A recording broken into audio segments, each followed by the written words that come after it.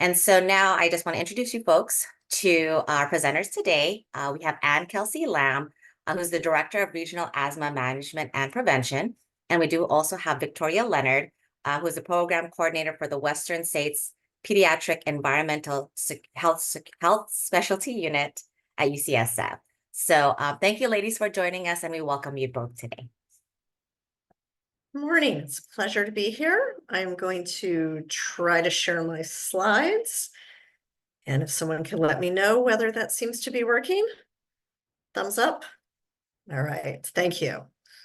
Great. Well, good morning. It's nice to be here with you all today. As she shared, I am Kelsey Lamb, the Director of RAMP, which stands for Regional Asthma Management and Prevention. I'd like to start with just a bit of information about who we are. RAMP is a project of the Public Health Institute, a nonprofit organization based in Oakland, California. And our mission is to reduce the burden of asthma with a focus on health equity. We don't provide direct service to people with asthma, but we support those who do. We build capacity of asthma stakeholders by creating and disseminating tools. We bring people together for peer learning, collaboration, and networking, and we mobilize our networks to advance policy and systems change. I'd imagine that everyone who chose to come to today's presentation already knows a fair amount about asthma, but as a quick review, asthma is a chronic inflammatory disorder of the airways characterized by three things: inflammation of the lining of the airways, tightening of the bands of smooth muscles surrounding the airways, and excess mucus that further narrows the airways, making it difficult and sometimes impossible to breathe. Asthma is an extremely prevalent chronic disease. About 1 in 7 people has been diagnosed with asthma. And when asthma is not well controlled, its impacts are significant, leading to missed work and school days, emergency department visits and hospitalizations, and in the worst cases, death. There are significant disparities based on race and ethnicity. Compared to white Californians, Black Californians are 5 times more likely to go to the emergency department, 4 times more likely to be hospitalized, and 3 times more likely to die from asthma. American Indian and Alaska Native Californians are more likely to have asthma and to suffer from severe asthma. And while Latinos in California have lower asthma prevalence than white Californians, they're more likely to end up in the emergency department or to be hospitalized due to poorly controlled asthma. There are also significant disparities based on income. Low income is associated with higher asthma prevalence and worse asthma outcomes. About 1.5 million Medi-Cal beneficiaries have asthma, and over half of all emergency department visits for asthma are among Medi-Cal beneficiaries. One thing that makes asthma unique from some other chronic diseases is that to have well-controlled asthma, you really need both clinical management and environmental management. I'll touch very briefly on clinical management, but we'll go more in depth about environmental management because it's a piece that is often forgotten. So in terms of clinical management, there are many different types of asthma medications available, but they generally fall into 2 categories.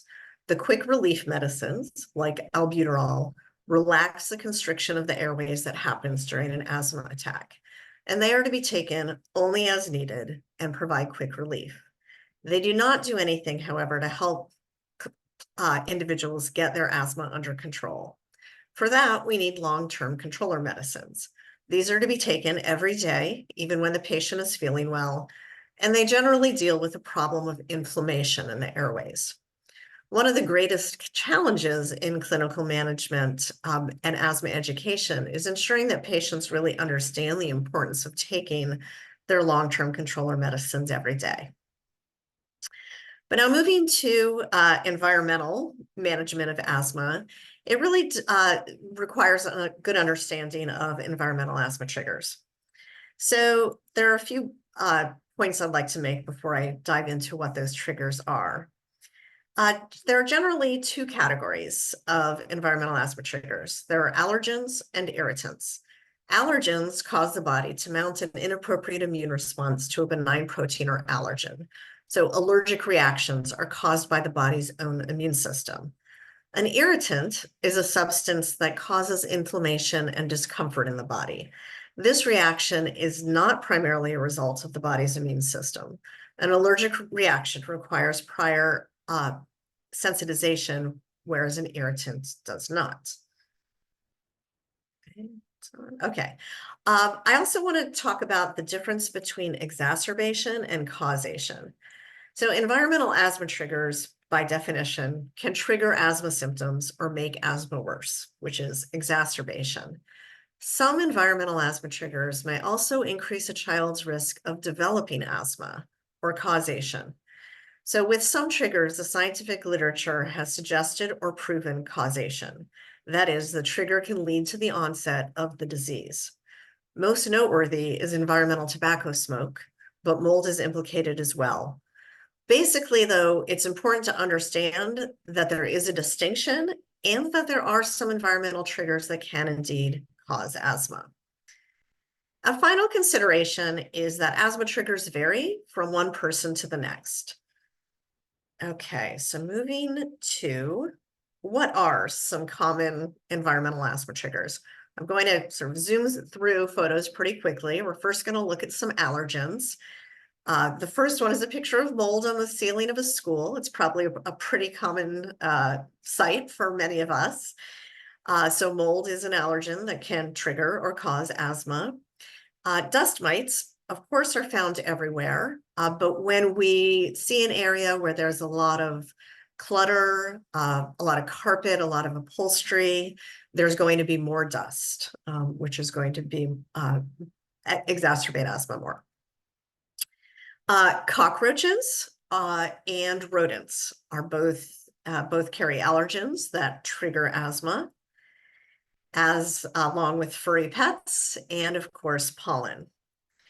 So moving to irritants or pollutants, I think most people know that secondhand smoke or environmental tobacco smoke is a common asthma trigger. But additionally, a lot of personal products are irritants. So perfumes, scented laundry products, incense, and scented candles can trigger asthma. Cleaning products are chemical irritants, and many people that clean with bleach or Fabuloso with the goal of killing germs are actually exposing those in the home to respiratory irritants. And you'll hear a lot more about that later from my colleague. And I mentioned that pests like cockroaches pose significant health risks to those with asthma, but the use of pesticide sprays to exterminate those pests is harmful too. So we always recommend using an integrated pest management approach that really focuses more on prevention and exclusion of pests rather than the use of harmful pesticides. Space heaters, furnaces, and gas stoves can emit nitrogen dioxide, which exacerbates asthma. And of course, breathing small particles from wood burning can cause asthma attacks. Lastly, numerous sources of outdoor air pollution can both trigger and cause asthma. So here we see some common sights at the Bay Area. A lot of diesel trucks going in and out of the port, a lot of oil refineries, a lot of traffic, and then in further reaching parts, a lot of agricultural equipment as well. So identifying environmental asthma triggers is one thing, mitigating them is another. Fortunately, for most triggers in the home or in a daycare setting, there are feasible solutions. And here are a couple of resources. So on the left is a tool that we developed on controlling things that make asthma worse. And it includes just some basic tips to identify common asthma triggers and to reduce their presence in the home or daycare setting. On the right is information about an important program in Alameda County called Asthma Start. It is a free program offered by the Alameda County Health Department, and they provide case management services and address the environmental triggers in the homes for anyone with asthma. And their contact information is on the slide, and I know you'll also receive these slides and encourage you to reach out if you have concerns about asthma, or to share that information if you're a child care provider, to share that information with parents whose children seem to be suffering with asthma. Lastly, I want to just comment specifically on wildfire smoke, because we, like I'm sure all of you, have been very concerned about the increase in the number, size, and length of wildfires in California, recognizing that wildfire smoke is bad for people with asthma. So we have developed some tools for asthma programs on staying safe during wildfire smoke events. And in thinking about caring for young children, it's very important to stay inside during wildfire smoke events and to focus on having clean indoor air. And one of the best ways to do that is to use air cleaners, also known as air purifiers. There are a lot of different products out there, and it's hard to know which to select. We've developed guidance on selecting air cleaners, but really the two most important things to keep in mind, one is to make sure it's the right size for the room where it will be used, and there are specifications on each product. And the other is to make sure it's one that filters air through a HEPA filter and doesn't have any electronic features that would add ozone to the room. So we developed a list of some examples that meet our criteria, and you can find those on our website. And that is the end of my slides, which were intended as a quick overview to the environmental asthma triggers. And then my colleague Victoria will go much more in depth on some that are directly relevant to childcare settings. So thank you. And over to you, Victoria. Okay. Well, nice to be here. And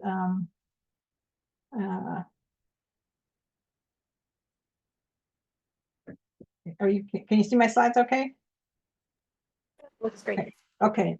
My name is Vicki Leonard, and I'm a staff person at the Western States Pediatric Environmental Health Specialty Unit, and we call it the PACU. Our Western States PACU is funded by the EPA and ATSDR, and our purpose is to provide expertise and resources on the connection between pediatric and reproductive health and the environment. There are 10 PACUs in the 10 federal regions. And you can contact us if you have questions or concerns about an environmental exposure. And we have staff ready to answer your questions. We're located at the University of California, San Francisco, but we have regional consultants in other geographic areas that are served by our PACU.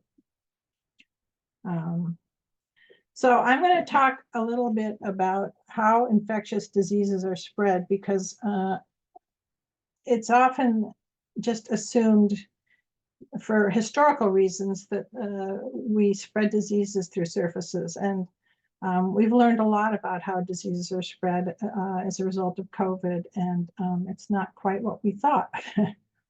So infectious diseases are caused by germs. They're also called microbes or microorganisms that get into our bodies and reproduce, causing symptoms that make us sick, feel sick. And they spread from one person or an animal to another when they leave one body and get into another. So they spread in different ways. They spread by direct contact, when body fluids are directly transferred from one person to another.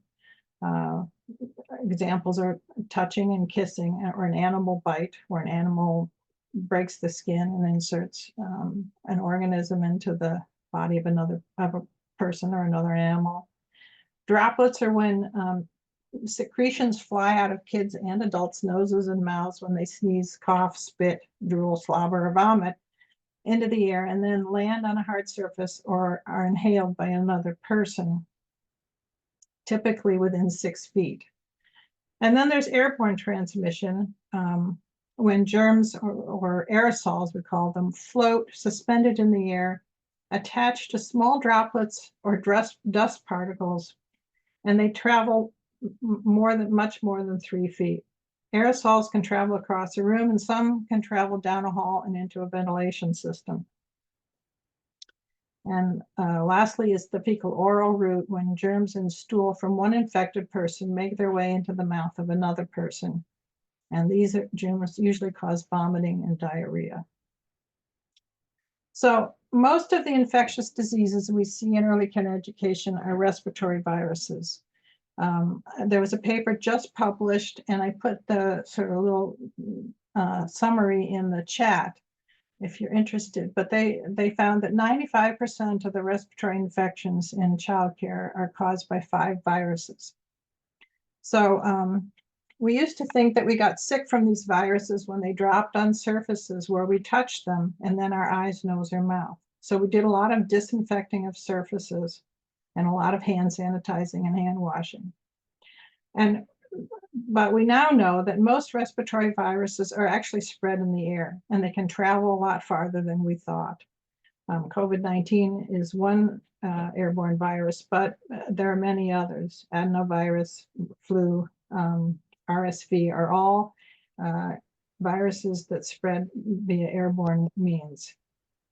And it's important to realize when you are trying to slow the spread of infectious disease in group settings like childcare, that disinfecting surfaces will not prevent the spread of an airborne virus.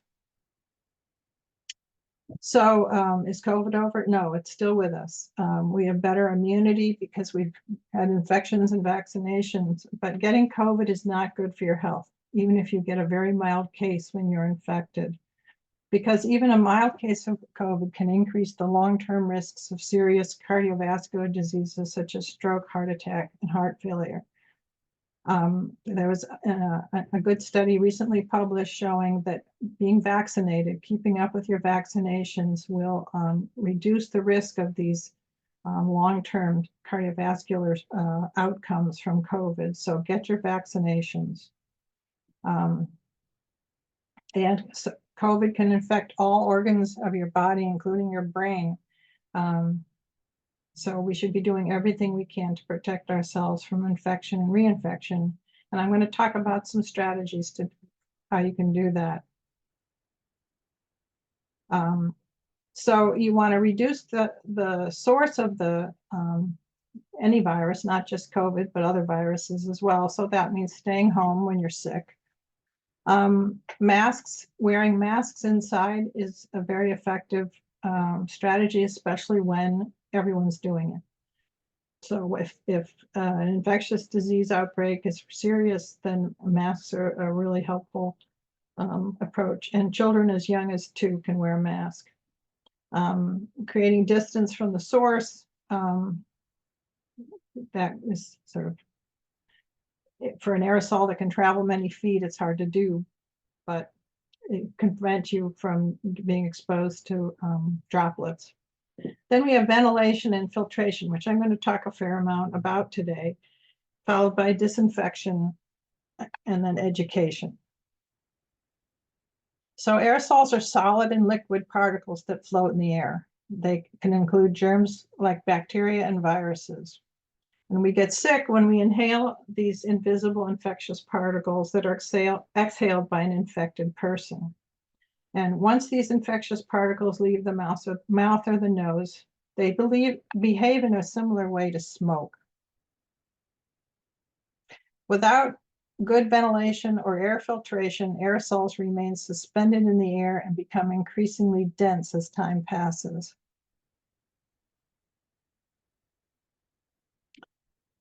So as I said, there are many diseases, and 95% apparently of the diseases in childcare are caused by 5 airborne viruses.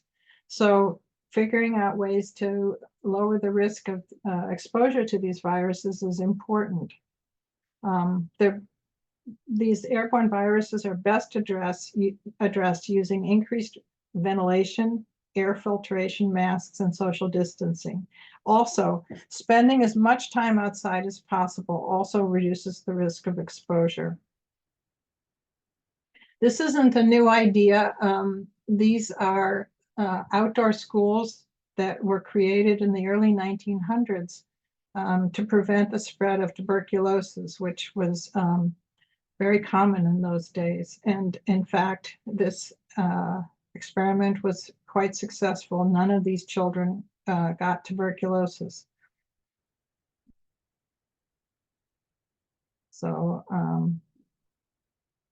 I'm not going to spend a lot of time on masks, but children as young as 3 can wear a mask if that's what is expected. With increasing wildfires, masks are also an important tool for protecting children from wildfire smoke. This is actually my granddaughter who was wearing masks in her preschool, and every kid in the class wore a mask. And when it was just presented as what they did it. Project 95 is a nonprofit working to provide equitable access to affordable and authentic masks, and kids' masks can be ordered on their website. We have some materials on wildfire exposure on our website, and this is one of our pieces on masks for wildfire smoke.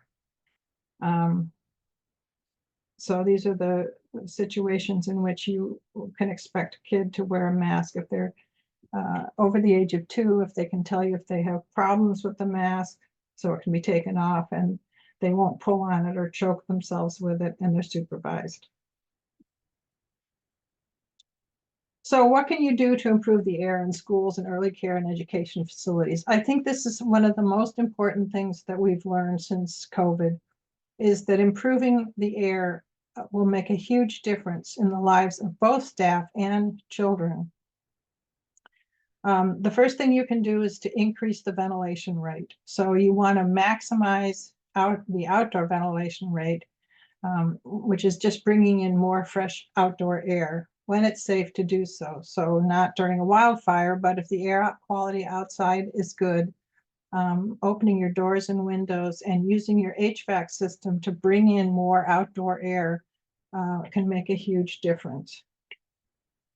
And in fact, in this study, which I put in the chat that was just published, they cite a Danish study in which airborne infectious diseases were reduced by 12% in the classroom every time they increased the air changes per hour.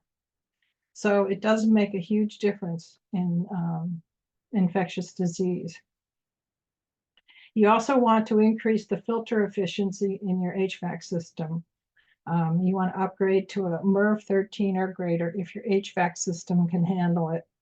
And this would be something that your facilities manager, you can contact them and ask them what kind of filter are they using in their HVAC system. If your HVAC system can't handle a MERV 13 or greater filter, or you don't even have an HVAC system, which happens, you can supplement with portable air cleaners or air purifiers, as Anne mentioned. And these are really important strategies for wildfire season as well. And building ventilation can be as effective as public health interventions. It dilutes and filters particles from the air. So there are different kinds of ventilation, just your windows and doors. It's amazing how cracking a window just a few inches can make a difference in the dilution of indoor air. I have a CO2 monitor, and the CO2 level in my bedroom can go up to 1,000 when we've been in it for a while. And I open the window 2 or 3 inches, and it very shortly drops down to about 600 or 700. So these CO2 monitors are a useful tool for evaluating what's going on in your indoor spaces. And then you get outdoor air penetration of the building envelope, especially in older buildings. It's less common in the newer type buildings that we've been building. So these tools provide fresh air by diluting and removing some or all of infectious airborne germs. So we talk about ventilation in terms of air exchanges per hour. So that calculates how often the volume of air in a given room is replaced by new air. 5 total air changes per hour or greater is recommended to achieve excellent ventilation. And actually, it's now ASHRAE, the professional organization of HVAC professionals, has just issued a new rule, Regulation 241, and they've now upgraded this excellent ventilation to 6 to 12 air changes per hour. Many indoor environments, especially schools, are underventilated. Currently, most building HVAC systems include filters with a relatively low MERV rating. So increasing the MERV rating from 7 to 11 is not very expensive, and the health benefits are substantial. Portable air filters are an effective way to filter air in individual rooms. Unfortunately, there are no government standards for testing or rating portable air filters, but many are certified by the Association of Home Appliance Manufacturers. So if you're shopping for an air filter, you want to look for an AHAM certification stamp on the air cleaner. And when you are evaluating, you want to look at the tobacco smoke number. So for this air filter, for a room size of 698 square feet. And the clean air delivery rate for tobacco smoke is 450. If your classrooms don't have 6 to 12 air changes per hour, you can add a portable air cleaner to the room. The other situation in which an portable air cleaner is effective is when it's cold outside and it's too expensive to heat a lot of air coming in from the outside. So instead of bringing outdoor air in, you can filter the existing air through a portable air filter. And I've got links here for how you size a portable air cleaner for a classroom. And then you want to make sure that the cleaner is on the California Air Resources Board list of approved air cleaners that do not produce ozone. Actually, it allows a few parts per million of ozone, but not higher than that, and that they meet electrical safety standards. And I just want to point out that the Air Resource Board list is not certifying that they're effective air cleaners, just that they don't produce too much ozone and they meet electrical safety standards. And as Ann says, you want to choose a mechanical air cleaner with a true HEPA filter. We know these are effective. The research has established this without a doubt. The new technologies with these electronic add-ons, they have all kinds of names for them, but ozone, UV ionizers are creating downstream chemical byproducts, and the health effects of these downstream chemicals have not been well studied. And they react with other indoor chemistry, and we really need to study what these do to human health and the environment. The other thing I want to say is that these air cleaners are expensive, and replacing the filters on them is very expensive. But you can make one from a box fan and 4 or 5 MERV 13 filters. And I've got links here for how you can do that. Here's a better illustration. I've made many of these from my grandkids' schools and my daughter's therapy office, and for our house, we made about 15 of them, and it takes about 45 minutes to make them.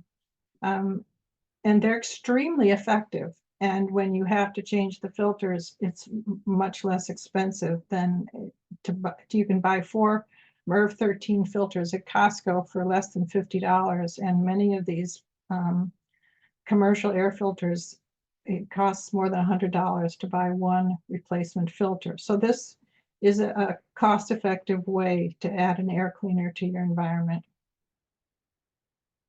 You want to place them near the center of the room and allow for circulation around the entire unit. And you want to place it off the floor, put it on a low table or a stool. You want to avoid putting it in a corner, and you want to make sure the cord isn't a tripping hazard, which may mean taping it down. So who sets standards for the indoor air that we breathe? We have the Clean Air Act, which regulates outdoor air, but there are no government standards for indoor air. As I mentioned before, ASHRAE has developed new guidelines for the control of infectious aerosols in buildings. The standard 241 defines the amount of clean airflow necessary to substantially reduce the risk of airborne disease transmission during times of elevated risk. So they consider the following as equivalent to clean air. So outdoor air, which you bring in, air passed through a MERV 11 or higher filter, and air passed through UV lights. UV lights are a developing technology and not something that I would recommend at this point until we know more about them. And, you know, there are really compelling reasons for doing this beyond just infectious disease. Student performance increases. Studies have shown higher test scores after the indoor air is improved. Student absence is reduced. And in adults, Harvard did a study in which volunteers working in well-ventilated conditions, which lowered the levels of CO2 and VOCs, scored 61% higher than when they worked in a typical office building condition. And when they worked in the cleanest conditions with even lower CO2 levels and higher ventilation rates, their scores climbed 101%. So we all work and think better in environments where the air is better quality. Twice as much clean air in a study of 40 buildings lowered sick leave by 35%. And improvements in standard tests of academic achievement in kids. So there are lots of reasons to improve the air. This is a great little infographic, which you can access with the link that I've gotten here on the slide on how to clean the air in your schools. And this link, this infographic talks about a CO2 monitor.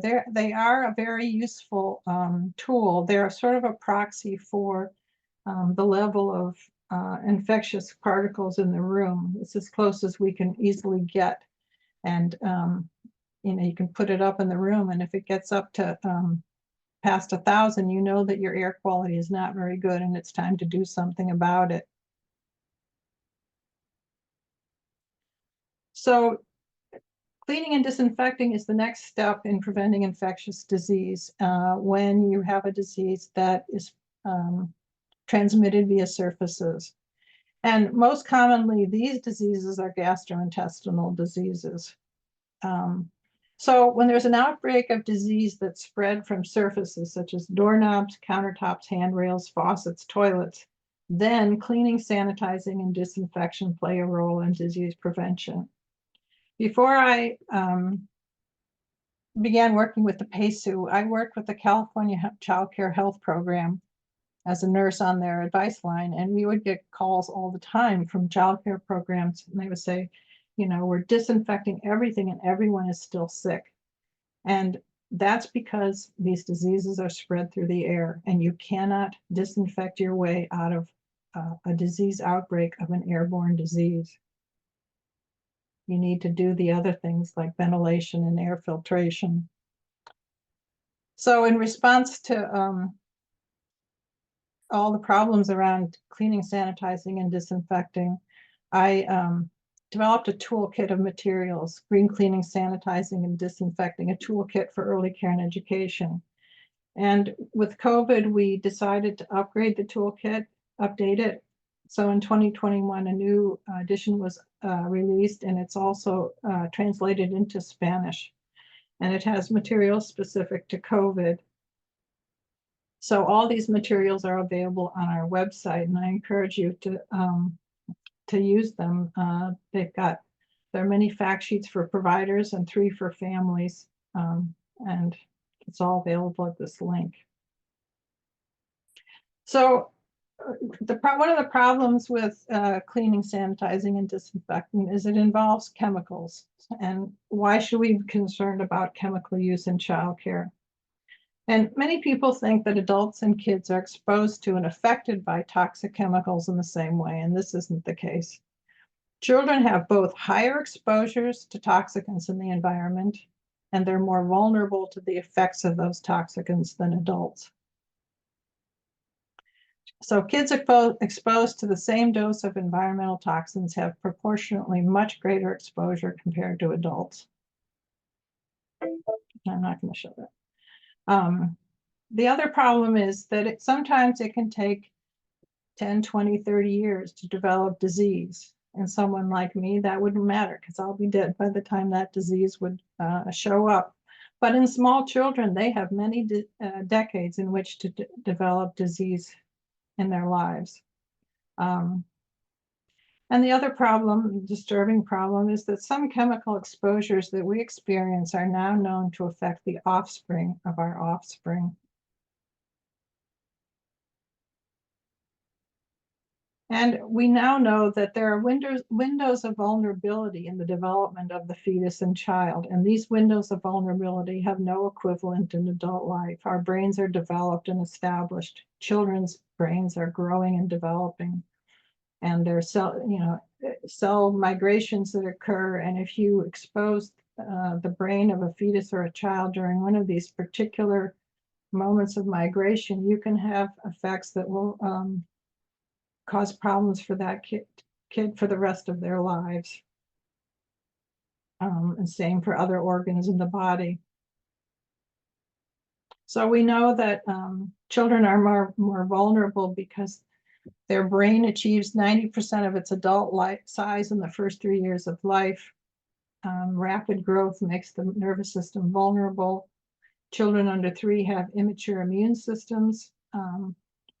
They have 3 times more skin surface relative to their body weight than adults. So when they lie on the floor, they can expose themselves to toxic chemicals that are absorbed through the skin. They can't break down toxins as quickly as an adult liver. Their guts are more permeable and absorbent, especially in early infancy. And their lungs are developing for 18 years. So they also breathe more air than adults for their body size. And they crawl and play on carpets and floors with dust that may contain toxic chemicals and on grass that may have been sprayed with pesticides, and they put things in their mouths in addition to their hands. So why should we choose safer products and use safer practices to clean, sanitize, and disinfect? Well, many of the products sold for these purposes have health effects, even though they're available at most stores. People assume that the government has tested these products before they're allowed on the market, and this is not the case. They're also not required to list all the ingredients on the label. The only ingredients that are required to be listed are the chemicals that kill bacteria, viruses, or mold. And that's only on disinfectants. And many of these chemicals cause health problems, including asthma. Increased use of disinfectants also has impacts on the environment. When COVID started, the EPA created their List N, which was a list of disinfectants believed to be effective against SARS-CoV-2. And half of the disinfectants on that list were quaternary ammonium compounds. These compounds are released during the manufacture and after use into surface waters, and they break down slowly, and they're toxic to aquatic organisms. So it's not just human health, but the environment that are affected by some of these products. So disinfectants are an important tool for reducing the risks of infection in early care and education, but they should only be used when and where they're needed, and the safest possible products should be used. We're going to have a little activity now. You have 2 safety data sheets and a form. They're in the chat. You can click on the link in the chat and download those documents. And in groups of 3 or 4, you're going to look at the 2 safety data sheets and fill out that form and compare the 2 products. These are 2 disinfectants. One is used, historically has been used very commonly in childcare. And So let's take 5-10 minutes to do that. It seems like people had some trouble getting their safety data sheet. So I just want to point out a couple of things. That the bleach, the signal word is danger, that it's a risk for eye damage and skin damage. And when you compare it to the Oxivir TB, which has no signal word, and that means it's the least hazardous category of disinfectant. And there are essentially no physical hazards associated with using Oxivir. So these are both disinfectants. They both, and in fact, Oxivir has a 1 minute dwell time, contact time. Bleach has a 5 to 10 minute, depending on the product, dwell time. So, you know, the problem is that bleach is cheaper, but when you consider the long-term effects of continuous use of bleach to your staff and your kids, it's in the long run a more cost-effective strategy to use something that's safer for your staff and your children. And you can take a look at, you know, when we're done with the webinar on these two safety data sheets, I would really familiarize yourself with the safety data sheets for the products that you're using, that in fact it's an OSHA requirement that all the staff in your programs know where the safety data sheets are kept for all the products that they use or could be exposed to, and that they be trained in the safe use of these products. Many people in childcare don't know that. And the information on all of that is included in the Green Cleaning Toolkit curriculum. But essentially, the point I'm trying to make is that there are much safer disinfectant products out there, but you have to be diligent in looking at the information provided by the manufacturer to make decisions on safer ones.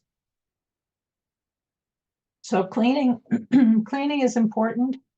Cleaning is actually a strategy for preventing asthma. You clean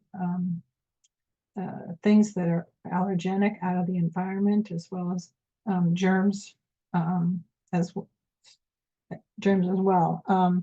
It doesn't necessarily kill germs, but it removes germs. It also removes mold and allergens. And when you use a microfiber and an all-purpose cleaner, you can remove almost as many germs as when you use a disinfectant, especially if you give it a little old elbow grease. Microfiber is a great tool for removing dirt and germs. Sanitizing is reducing the number of germs on a hard surface or an object to a safer level. It's a 99.9% reduction. It's a reduction. So if you start with a lot, you know, a lot of germs, a 99% reduction will bring it down like that. If you start with this many germs, 99% will bring it even lower. But it's not an absolute, it's a reduction. And on food surfaces, the level should be even lower. Sanitizers that are used on food preparation and contact surfaces should be labeled for food contact use. You never want to use a sanitizer that's just a general sanitizer on food contact surfaces. And those are most surfaces that children are exposed to in childcare. When you sanitize objects that are going into a kid's mouth, that needs to be a food contact sanitizer. And when I talk about sanitizing, I'm not talking about hand sanitizer that's applied to the body. I'm talking about the chemical sanitizers that we buy for sanitizing objects and surfaces. Then disinfecting is an absolute inactivation of 99.999% of germs on hard surfaces or objects. If the disinfectant is allowed to sit visibly wet in contact with the surface for the recommended amount of contact time. And this is always on the label. It's very important to read the label. I see so often people spray a disinfectant on a surface and turn around and wipe it off. And all you're doing when you do that is, A, you're exposing yourself to the chemicals in the disinfectant. B, you're not disinfecting the surface. And C, you may be creating resistant germs, because it's sort of like taking antibiotics for 3 of the 10 days. You feel better, you stop taking them, but what you've done is you've killed off the easy to kill germs, and the more virulent, stronger germs remain, and then they'll grow back.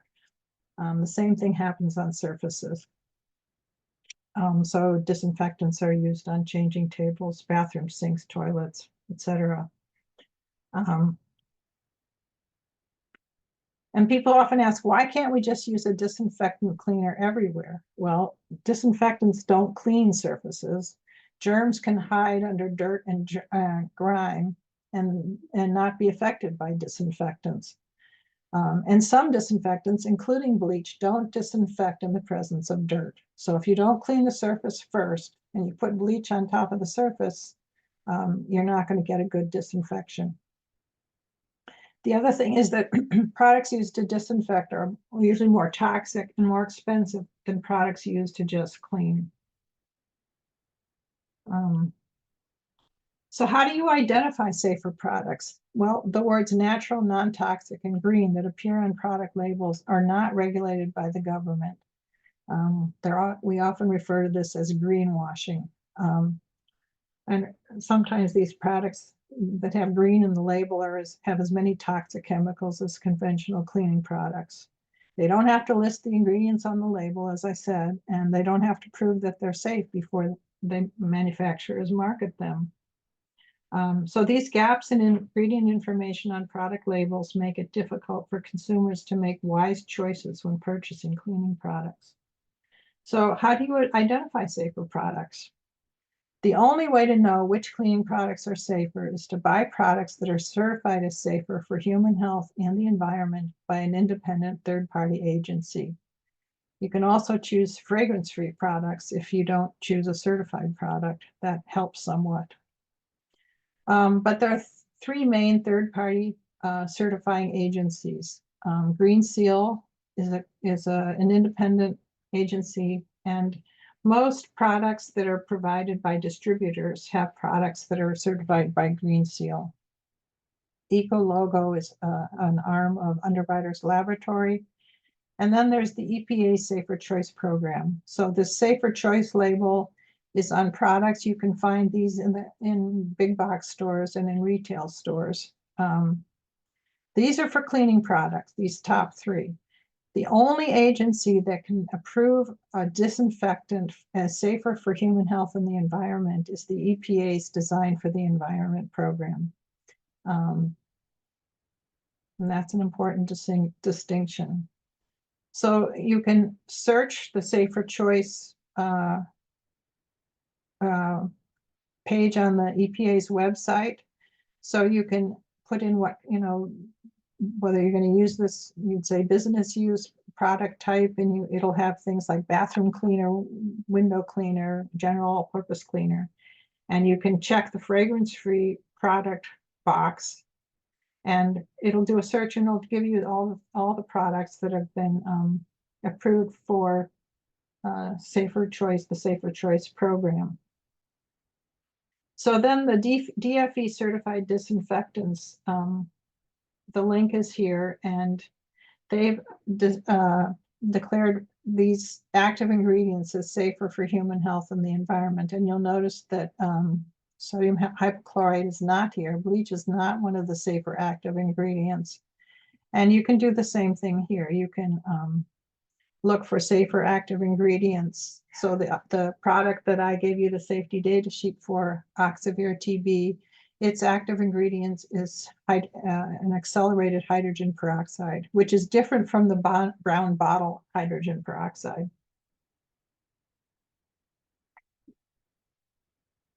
So you really want to read the label 4 times.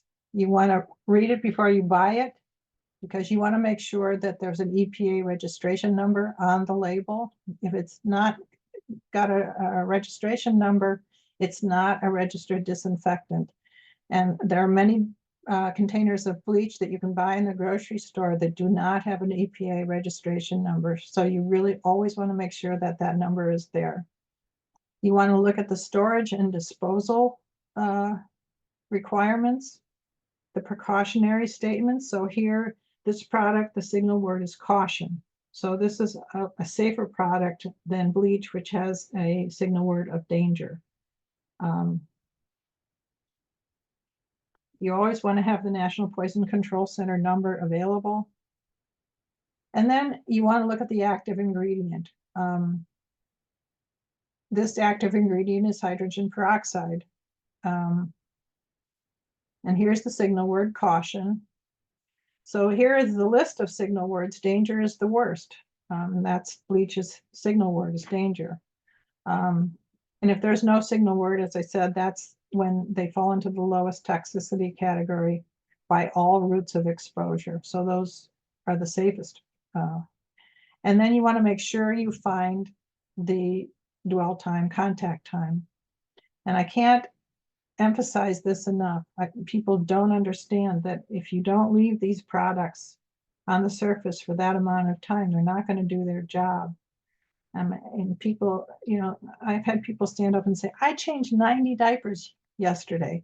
Well, if you're going to change 90 diapers and you're going to choose a product that has a 5-minute contact time, is that even realistic? Not really. So if you want to choose something that's safer, and you want to choose something that has a shorter contact time, like 1 minute for those situations. You want to open the windows and increase the ventilation when you use these products. You want to pre-clean the surface. Wearing gloves, wash your hands when finished. Some disinfectants require more protection or personal protective equipment. Bleach, really, people should be wearing protective equipment when they use it. If you're worried about asthma, which we all should be, you should spray the product in a stream onto a towel or a microfiber cloth and apply that to the surface rather than spraying the surface. When you spray the surface, the disinfectant actually bounces back into the air so that you get more aerosolization of a bleach by spraying it on the surface with a hard spray. And then you want to make sure you've got enough on the surface that it remains glistening wet for the required contact time. You don't ever want to use disinfectants on food contact surfaces, or things that children put in their mouths. You use food contact sanitizers. You never want to mix products because poisonous gases can form, especially bleach and ammonia. And never dilute products unless the label tells you to. And children should never use disinfectants, including disinfectant wipes. I had somebody from the EPA say her daughter was coming home and her hands were just raw, and she couldn't figure out what was going on. And she went into the classroom, and the teacher had disinfectant wipes, and she was having the children use the wipes on their hands. So, all right, so bleach, what's the problem with bleach? We have a whole fact sheet on this if you need that information. But bleach can cause asthma, it can trigger asthma, it can affect breathing, it can irritate or damage the skin and the eyes. And it's the source of many poisonings. In the beginning of the pandemic, there were almost 41,000 bleach exposure cases, and many of them were in children under 5. And kids are at greater risk from breathing bleach vapors because their lungs are still developing. Bleach has a short shelf life, so you have to use it soon after you buy it, and you have to mix it daily. And again, not all products on retail shelves are disinfectant. Make sure the bleach you're using has an EPA registration number. Bleach corrodes many metals. It should never be used on stainless steel, aluminum, copper, brass, marble, or granite. It's neutralized by dirt and other organic materials, so it shouldn't be used on a surface that hasn't been cleaned. Air fresheners, I see them a lot in childcare. You know, you're dealing with a lot of dirty diapers, and people like to not smell those things. So they use these air fresheners, particularly I see the plug-in ones, and there's something like 2,000 toxic chemicals that are used in air fresheners. They can irritate the lungs, they can trigger asthma, they can cause headaches and allergic contact dermatitis. And some higher levels of some of these chemicals have been linked to reproductive problems in women and certain types of cancers. So just find other ways to freshen your air. Open the windows. They also contain phthalates. They accumulate in the human body. They're excreted in breast milk, and they're endocrine disruptors. They've been linked to an increase in prostate and breast cancer, reproductive health problems, and neurodevelopmental problems such as attention disorders in children who are exposed prenatally. So you want to avoid air fresheners and fragrance products. You want to remove microfiber cloths and mops are a great alternative to cotton rags or paper towels. They're much better at removing organic material as well as germs from surfaces, and you can wash them many times. It reduces landfill waste, and they work really well with green cleaning products. You need less product to be effective when you clean a surface with a microfiber cloth.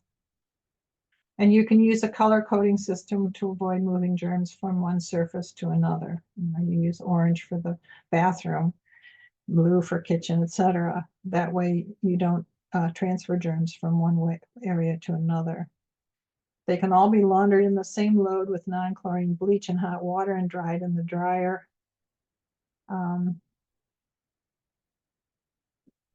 I'm not going to go into devices because I don't think we have time today, but I will share the slides and you can look through this. These devices were particularly an issue during the height of COVID, and they may become an issue again, and you want to make sure that any device that you use, you vet very carefully, because they can have some serious health effects. So, questions? Okay, so I've been collecting the questions from the chat, and so we'll start with that, and then after that we can keep going. So Helen asked us, what is COPD and how does it relate to asthma? COPD is damage to the alveoli in your lungs, and maybe Anne is a person should answer this one. I could certainly give it a try. So both are characterized by shortness of breath and coughing, but COPD, which stands for chronic obstructive pulmonary disease, is more likely to occur in adults. It often occurs after years of smoking. And the cough tends to be a daily morning cough that produces phlegm, where the cough associated with asthma, which can affect all ages, is more episodic coughing and chest tightening throughout the day, often more common at night.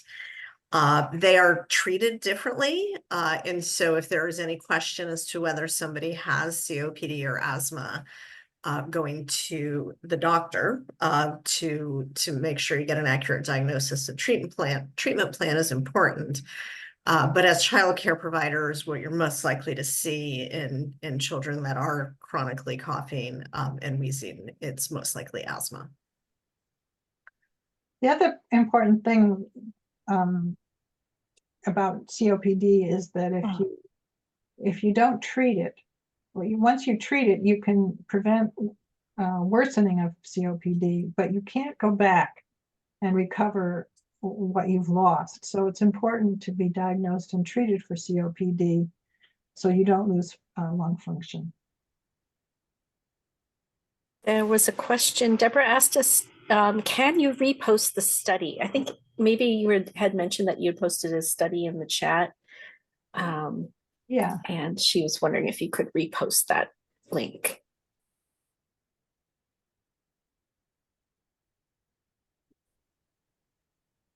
And then there was one last question after that, and then we can open it up the floor.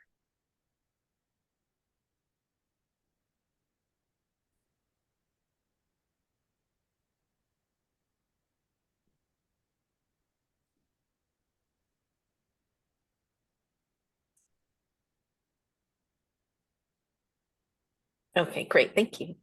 I see it in the chat. And I'll be sure to include that in our resources email that we sent out after. Okay, so the final question we had was from Maria, and she asked, mold is common in rental apartments and houses and affects tenants with asthma. What can clients do when the landlord simply cleans and paints the area, but the mold returns? I'm happy to start by answering that. And Victoria, please feel free to chime in. Yes, Maria, sadly, this is very common. The community health workers and other asthma educators that do home visits with people with asthma often identify mold problems as a common occurrence in rental housing, and certainly something that is worsening the asthma of the residents who live there. There is a state law that lists mold as a substandard housing condition, and code enforcement agencies can hold landlords accountable for making the proper repairs. Of course, we all know that that doesn't always happen. And we all know that a lot of renters are understandably afraid to call code enforcement or even to engage with their landlords for fear of retribution. So the approach that we encourage any asthma educators to use is to talk with the family so that they do understand that this is a substandard housing condition and that it's their right to either talk directly to the landlord or involve code enforcement about the need for repairs, but that the choice needs to be entirely up to them if they want the landlord involved. So if they're open to involving the landlord, methods are, we have seen clinical providers send letters to landlords that explain asthma and the relationship between mold and asthma, and link to videos on the proper steps to take when mold is the case. So that is one approach. Another approach is, and I saw somebody shared some legal help. So contacting some of the free legal aid organizations is something that could help clients dealing with this as well. And the two that we've talked about, or that we've worked with some in Alameda County, are the Centro Legal and the East Bay Community Law Center. And I can post links to their websites in a moment. But those are both organizations that we've seen be very familiar both with what tenants' rights are, but also tenants' concerns. And some of their fears around taking legal action, and so that they can really talk with them to help make a decision that feels right for the clients. But yeah, you're right. If the landlord is just painting over the mold, it's going to continue to be a problem. The mold is still there. The leak or whatever caused the mold is still there. And it's really the source of the problem. It's the source of the cause of the mold that needs to be addressed. But it's a real issue that it's hard to work with landlords, and we understand that. I'll paste those links in the chat. yeah, I mean, with mold, the most important thing is to identify the moisture, where the moisture is coming from. And sometimes that can be just, not having good ventilation in your bathroom. So opening a window, after you take a shower, if the weather's conducive, can be ones, strategies like that reduce the moisture in the air. If it's a pipe that's leaking above your ceiling, then that's the landlord's responsibility, and they have to deal with that. And I was just going to mention that we just did a training with Healthy Homes, Alameda County Healthy Homes, and that training will be going up on our website, on our YouTube channel soon, and that addresses some of those questions as well. So if anybody has a question, this is a great time to go ahead and unmute yourself and ask your question. I have a question. And actually I was in the small group and I just thought maybe this would be somewhere I could maybe ask. I'm from the Head Start program here in Contra Costa County. I'm the health manager. I was maybe thinking, I already asked the two that were in my breakout room and Victoria, but if anyone's familiar with the, the Prescott Joseph, I know Center still like, but they used to have the Breathmobile. Do you, I've lost all contact with that. It's like, do you know what's happened with that, or is it, I know it kind of disappeared in COVID, so. That is a great question. I don't believe the Breathmobile is still operating. Okay, But in Contra Costa County, so if any of the clients are Medi-Cal beneficiaries and correct. their asthma is poorly controlled, Mm-hmm. they are eligible for a program through Medi-Cal called asthma remediation. Okay, And the Contra Costa Health Plan okay, is, pays for that to be done. They're contracting with other organizations to provide that. I believe okay, they're contracting with an organization called Breathe California to provide those services in ah, Contra Costa County. And so they would do essentially what I was describing Asthma Start does in Alameda County, where they would do yeah, home visits to provide education and trigger remediation. okay, If they're okay. not Medi-Cal beneficiaries, although I imagine most of your families Primarily, are. yes. Okay, so then, yeah, we'll just That leave it at works. that. Okay. Great, okay, thank you. Thank you so much.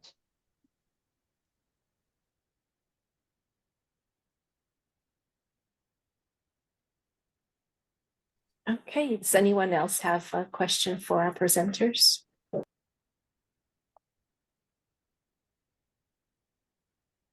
I did. I was curious about, you said there's no government moving forward around air Yeah, quality indoor. there's no government regulation for the quality of indoor air the way there is for outdoor air. So my question is there a reason? Are there moves towards there being some? I would say in this Congress, no. I think ASHRAE, ASHRAE is the Association of Heating, Air Conditioning, Ventilation Professionals. And they recently, as I said in my slides, developed Standard 241, which for the first time really does establish that 6 to 12 air changes per hour is necessary during a period of particular infectious disease. So that's the first step that we've had in establishing standards for indoor air. And schools and childcare centers, I can guarantee you, very few even come close to 6 to 12 air changes per hour. It's going to take some real structural renovation and focus on air cleaners and such to get that accomplished. But starting with the air cleaners, I mean, they're very useful. They can really dilute the amount of virus in the air. So, if you end up breathing in virus, you're going to breathe in a much smaller dose, which means you'll get, less sick than you would if you were breathing in the full complement of virus in an unventilated, uncleaned room. And as I said, there are also other reasons to do this, because your research shows that your thinking, your cognition, and your test performance, et cetera, are all improved by better air. Yeah, thank you so much for those numbers. It's it gives us a base to argue, Yeah. in this capitalist world. Yeah. But it also seems to me that as we get more and more viruses, I don't think we should have to wait for another pandemic before we kind of buffer on the front end of things and try to get indoor quality things set so that we No, can because continue. we already deal with all these viruses in this new study that it's not my slides because it just came out.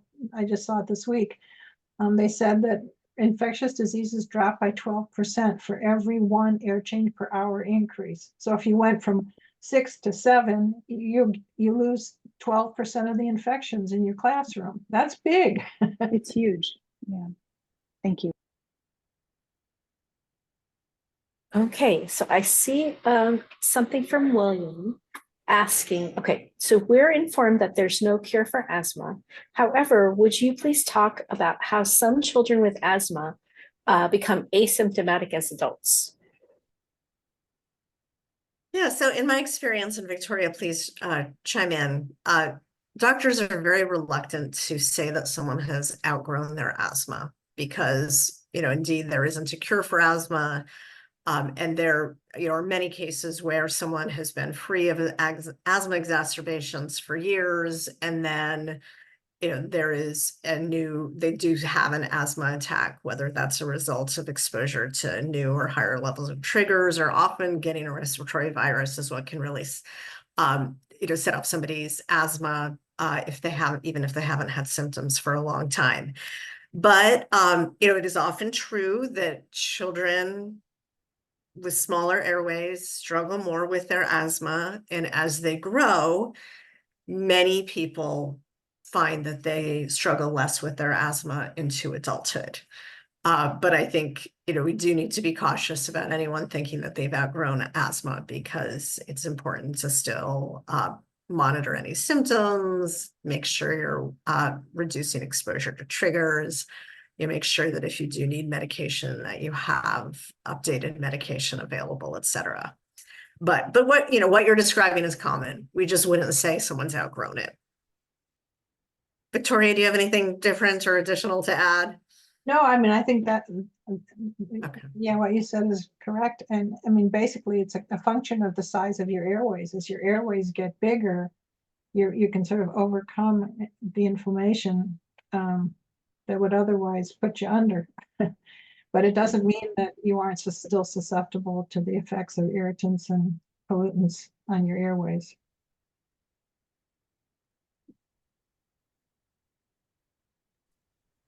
Okay, I'm not seeing any more questions in the chat. Does anybody have anything else they'd like to ask before we start to wrap this up?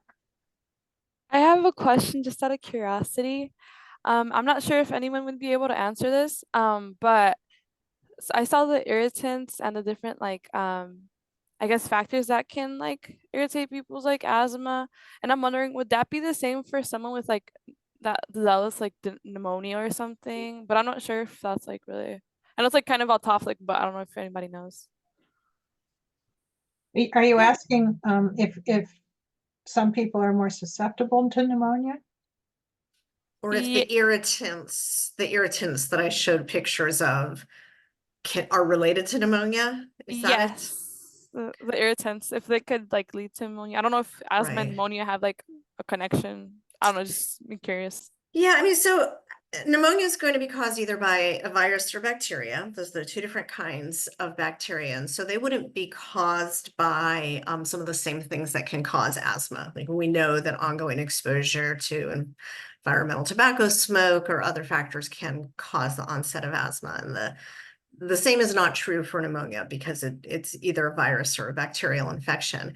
But the irritants like bleach or pesticides or smoke that cause an inflammation in the airways is certainly going to make it harder to recover from pneumonia. And so when one is sick with pneumonia, certainly avoiding the same things that you would avoid for asthma makes sense for a better recovery.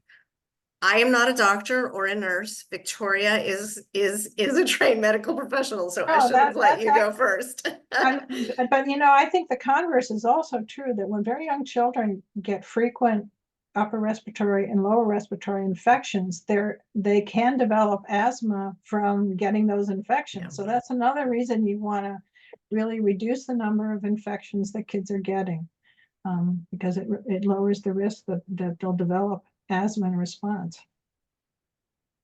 Okay, for sure. Thank you. I was just curious. Great. All right, I think this is the last call for questions. So if Leah, anybody has, I have one more. awesome.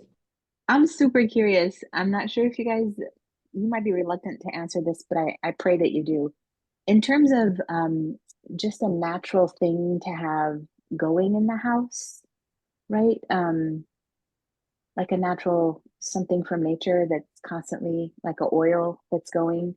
What do you think is the best, just from your experience? Do you mean I like have to take heard the, like like diffusers with essential oils. I have heard that those can be can exacerbate asthma in some people. Yeah, Okay, that's good to know. yeah, and often I think they contain more than, you know, more than what one essential oil, and even essential oils, natural essential oils, some people can be very sensitive to. So it can trigger symptoms in people who are sensitive.